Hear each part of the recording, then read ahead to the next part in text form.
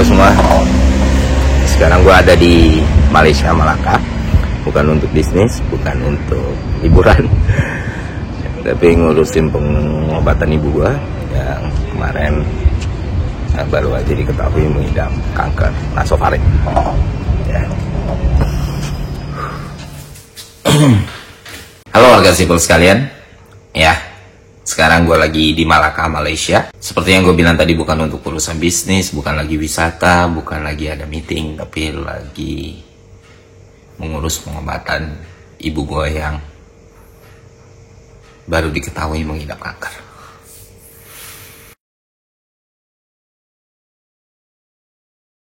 Ya, gue awalnya nggak ada niat untuk bikin konten di sini.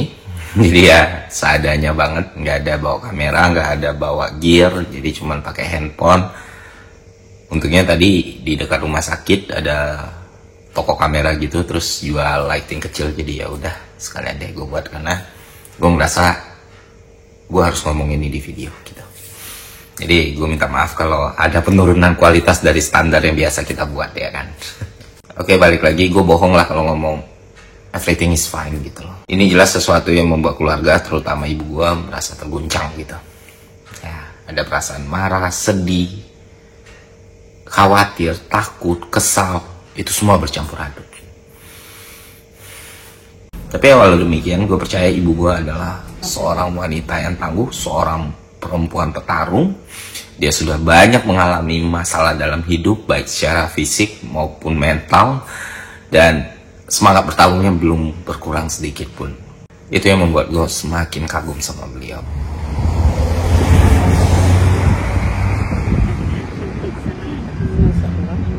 Dan buat gue pribadi, ya, jadi ya ini cukup membuat gue bekerja dan berpikir lebih keras. Ya, gue harus bisa provide semua biaya yang dibutuhkan, tapi di satu sisi gue nggak boleh kehilangan tanggung jawab, baik sebagai anak, sebagai suami, ataupun sebagai bapak. Jadi ya mau nggak mau kita hadapi saja.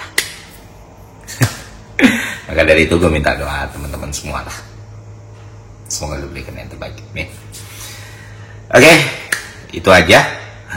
Soalnya bukan soal cancernya atau soal kondisi gue yang mau gue ceritakan di sini.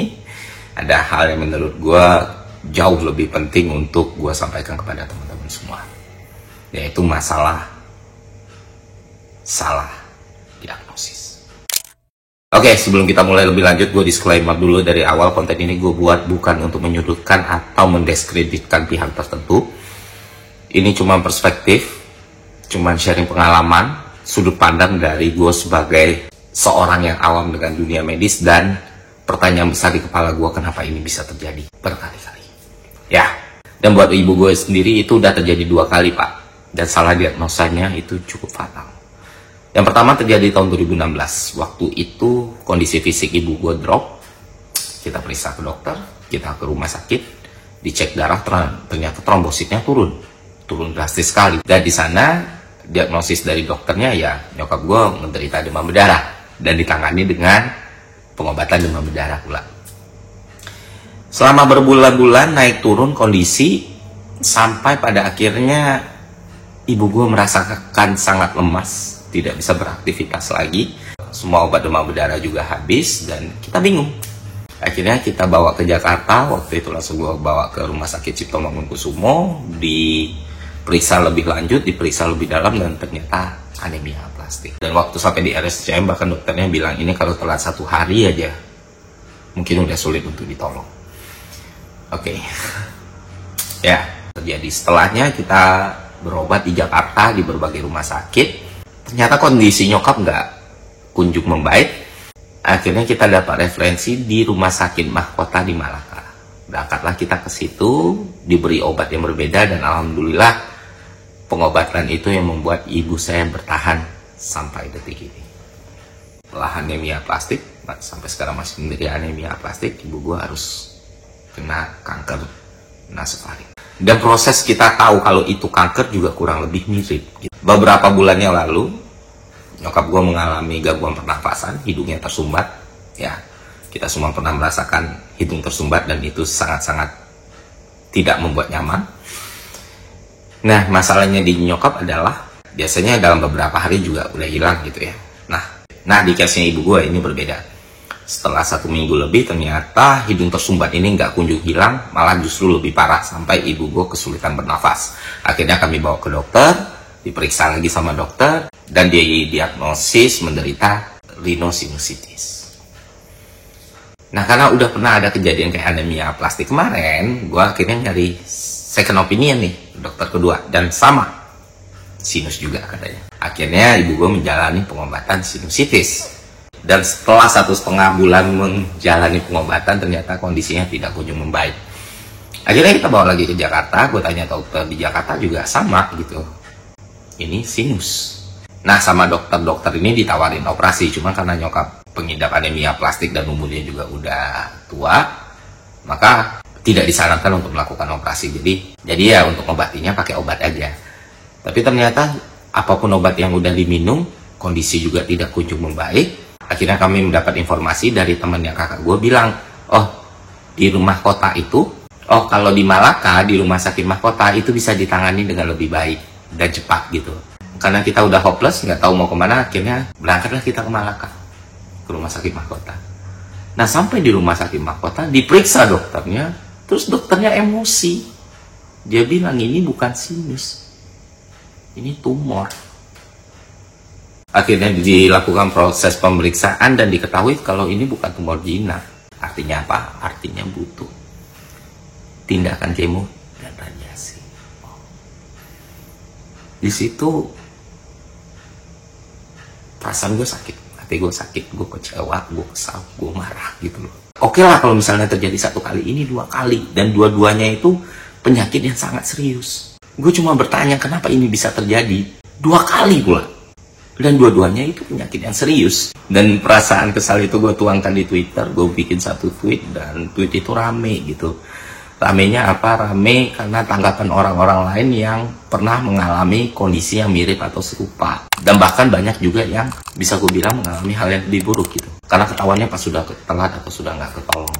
Pas tiba-tiba taunya, oh udah stadium 3, stadium 4, atau stadium akhir. Ada yang dibilang masuk angin ternyata kanker. Ada yang dibilang mah ternyata cervix, dan berbagai keadaan-keadaan lain yang gue pikir, oh ini ternyata sudah sangat sering terjadi di Indonesia. Dan itu membuat gue mengulang beberapa memori lagi. Salah satu teman akrab gue, waktu itu kami nikah di tahun yang sama.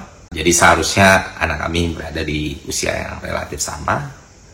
Nah kebetulan beliau menikah, langsung punya anak, dan anak itu lahirnya sehat sekali gitu.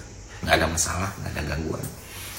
Tiba-tiba anaknya menguning, diperiksakan ke 2 rumah sakit, dibilang nggak apa-apa. Dibawa ke rumah sakit yang lebih besar, dan barulah ketahuan ada cairan di rongga dadanya. Dan ya, pas sudah tahu, ternyata terlambat. Gitu.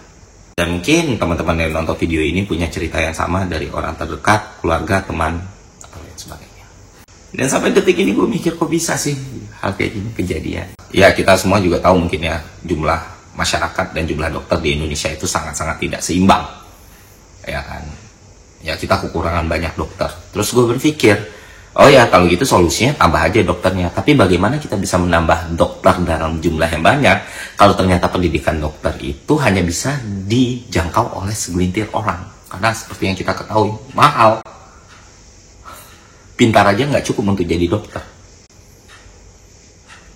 Lu harus pintar dan lu harus punya uang. Jadi ya ini bukan masalah sederhana yang bisa diselesaikan dengan membalik telapak tangan gitu. Nah katakanlah suatu hari masalah ketimpangan jumlah dokter dan penduduk ini bisa diatasi, ini juga nggak linear sama kompetensi dan pelayanan di dunia medis. 1 tahun lalu ada video viral di TikTok ketika ada nakes yang mana mereka membuat konten yang bilang bahwa kalau pasiennya BPJS itu mereka males gitu. Itu bahkan dijadiin konten. Terus pengalaman pribadi gue waktu nganterin ibu gue berobat, beliau udah dalam keadaan kritis, itu perawatnya masih bisa main handphone, ngobrol, ngegosip di sebelah tempat tidurnya beliau gitu. Ya gue nggak ada cerita, itulah yang gue lihat. Sementara hal-hal kayak gitu nggak gue temukan di sini, di Malaysia ini. Dan gue sangat yakin kalau itu tidak ada hubungannya dengan kuantitas. Ya kan? Ya menurut gue kita harus fair untuk ngomong kalau ada banyak yang harus dibenahi di dunia kesehatan kita. Entah itu pelayanannya, entah itu sistemnya, entah itu profesinya, entah itu profesionalitasnya gitu. Gue sendiri sampai sekarang masih percaya sama tenaga kesehatannya Indonesia. Kalau emang bisa berobat di Indonesia, gue bakal berobat di Indonesia. Kalau emang bisa ditangani di Indonesia, ya gue bakal kalau emang bisa ditangani di Indonesia, ya gue bakal berobat di. Karena emang kalau semuanya normal lebih enak di Indonesia dong. Cover asuransi, fleksibilitasnya, aksesnya, nggak ada language barrier-nya, dan berbagai kemudahan yang lain. Daripada kita harus berobat ke luar negeri. Tapi ya karena situasinya kayak gini ya, masyarakat jadi nggak punya pilihan.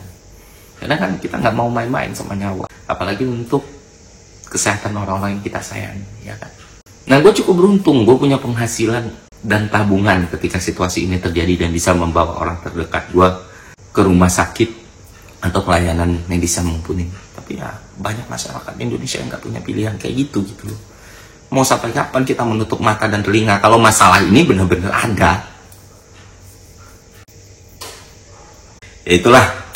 Jadi gue harap semua pihak terkait semoga ini jadi bahan evaluasi ya. Karena selain gue di luar sana mungkin banyak sekali orang yang mengalami masalah yang sama, dan lebih banyak lagi yang mungkin tidak seberuntung itu untuk bisa memberikan pilihan yang lebih banyak untuk keluarga atau orang terdekat gitu. Nah, buat teman-teman semua, cobalah ketika mengalami situasi kayak gini untuk mencari second opinion, opini ketiga, opini keempat, atau opini kelima gitu. Kalau ternyata setelah kita jalani pengobatannya nggak ada kemajuan sama sekali, karena ya yang nggak bisa salah itu cuma Tuhan. Ya, mana tadi hasilnya? Siap? Siap. Semua siap. Bismillah. Oke, itu aja dari gue. Semoga konten ini bermanfaat. Sampai jumpa di konten selanjutnya. See ya.